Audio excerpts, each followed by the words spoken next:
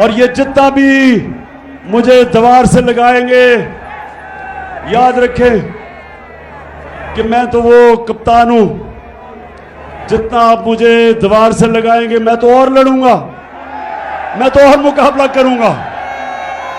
और यही ना हो जाए कि मुझे इतना आप दीवार से लगाएं कि मैं सारी कौम के सामने उन सारी लोगों की शक्लें रख दूं जिन्होंने अपने मफादात के लिए इस मुल्क को इस मुश्किल में डाला है। मुझे उधर तक ना धकेलो।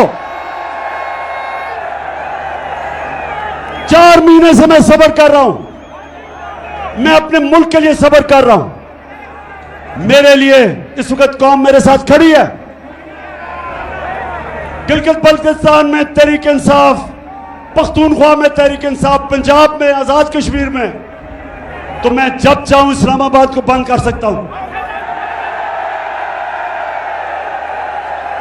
लेकिन अपने मुल्क के लिए नहीं कर रहा, माशी हालात की वजह से नहीं कर रहा।